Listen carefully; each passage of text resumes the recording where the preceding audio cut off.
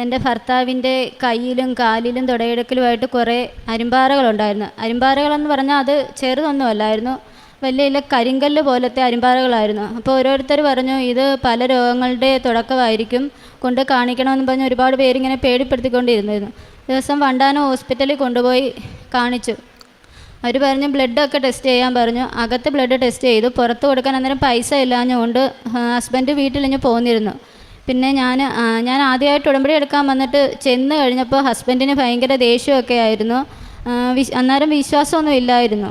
ഞാൻ പ്രാർത്ഥിക്കാനിരിക്കുമ്പോൾ എല്ലാം മൊബൈലിനകത്ത് വീഡിയോ ഒക്കെ ആണെങ്കിൽ വോളിയം കൂട്ടി വെക്കുമായിരുന്നു. ഞാനും എൻ്റെ മോളും കഥ അടച്ചിട്ടുകൊണ്ടായിരുന്നു പ്രാർത്ഥിക്കുന്നത്. എന്നിട്ട് ഞാൻ മാതാവിനോട് പറഞ്ഞു, മാതാവേ ഇങ്ങനെയാണെങ്കിൽ ഞാൻ എന്ത് ചെയ്യും, ഉടമ്പടി എങ്ങനെ മുന്നോട്ട് കൊണ്ടുപോകുന്ന ഞാൻ മാതാവിനോട് എൻ്റെ ഭർത്താവിനെ വിശ്വാസത്തിൽ കൊണ്ടുവരണേന്ന് ഞാൻ പ്രാർത്ഥിച്ചു.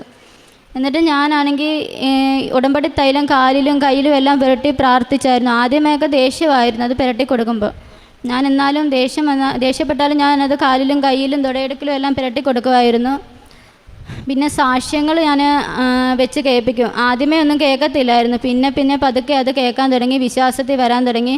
ഒരു ദിവസം എന്നോട് ഇങ്ങനെ പറഞ്ഞു, എൻ്റെ കയ്യിലെയും കാലിലെയും എല്ലാം അരിമ്പാറകളെല്ലാം പോയി, ഒരു പാട് പോലും ഇല്ലാതെ ശരീരത്തിലുണ്ടായിരുന്ന അരിമ്പാറകളെല്ലാം മാറ്റിത്തന്ന ഈശോയ്ക്കും അമ്മ മാതാവിനും ഒരുപാട് നന്ദി പറയുന്നു.